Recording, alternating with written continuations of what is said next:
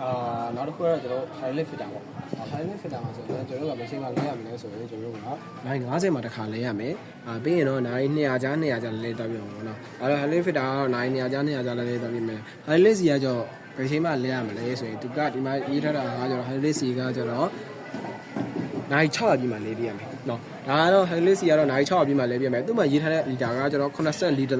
တာ84.3လီတာကကြောင့်လို့လဲဆိုရင်အဲ့တော့ gear box ထဲကလီတာ60ပေါ့နော် gear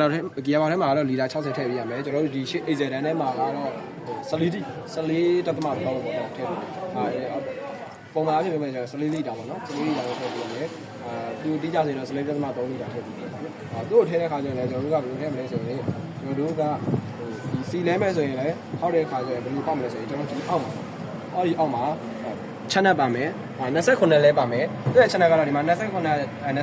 3လုံးပါမယ်ပြီးရင်ကျွန်တော်တို့က32နဲ့ကြီးလဲပါမယ်ပေါ့နော်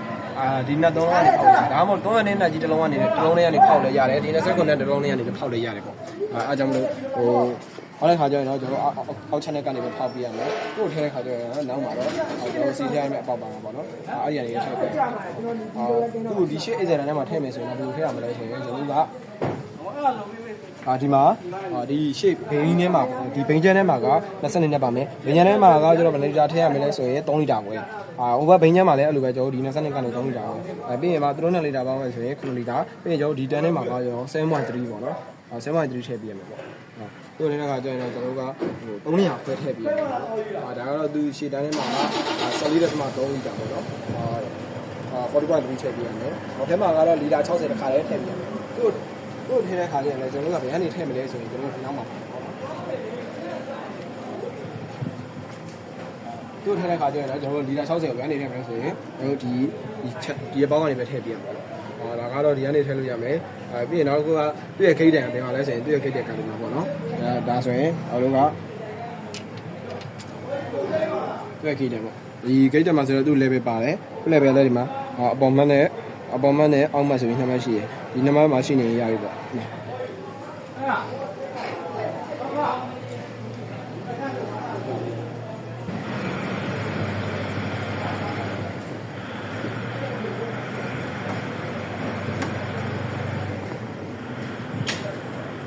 ့နောက်တစ်ခုကကျွန်တော်ဒီဒိုင်ဝါကမီးပေါ့ဒီဒိုင်ဝါကမီးရဆိုရင်ကျွန်တော်တို့ကဘယ်လိုလုပ်လာလဲဆိုရင်ကျွန်တော်တို့ကဒီမှာဆိုရင်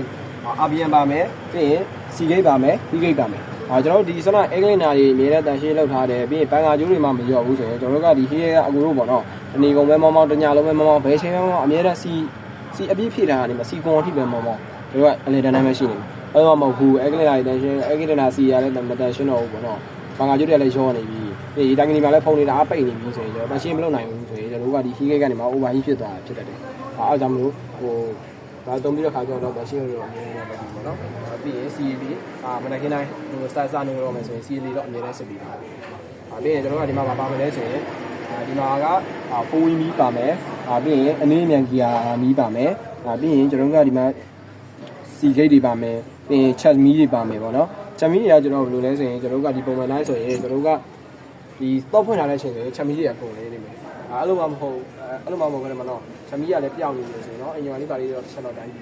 အဲ့လိုမှမဟုတ်ဆန်နိုးလိုက်တဲ့အချိန်မှာဆိုရင်လည်းဒီဗဒီမီးပဲပေါ်ဗဒီချမီးပဲပေါ်အင်ဂျင်ချမီးပဲပေါ်ပေါ့နော်အခုတည်းကတစ်ခုပေါ်လာပဲဖြစ်ဆိုရင်ချမီးအင်ဂျင်ချမီးပေါ်နေတယ်ဆိုရင်လည်းအင်ဂျင်လေးပါလေးတရားစစ်ပြရမယ်အင်ဂျင်စင်တာတွေလုံးမလို့တခြားလေးကြည့်ပြရမယ်အဲ့လိုမှမဟုတ်ဗဒီချမီးကပေါ်နေတယ်ဆိုရင်လည်းဗဒီငုတ်တွေချောင်းနေလားဗဒီကအားမဝင်လို့လားဒါမှမဟုတ်ဗဒီမှာတစ်ခု short ဖြစ်နေလို့လားဒါတော့တစ်ချက်လောက်စစ်ပြရမှာပေါ့နော်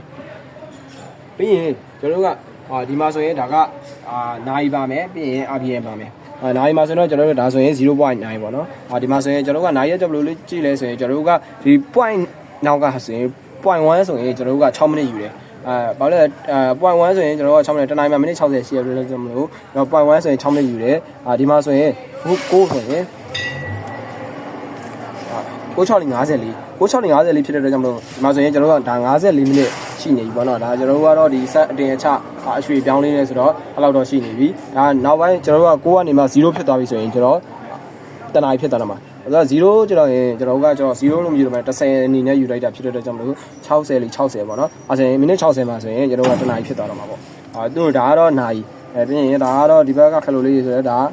RPM ပြောင်းကြည့်တဲ့ဟာတွေပေါ့နော်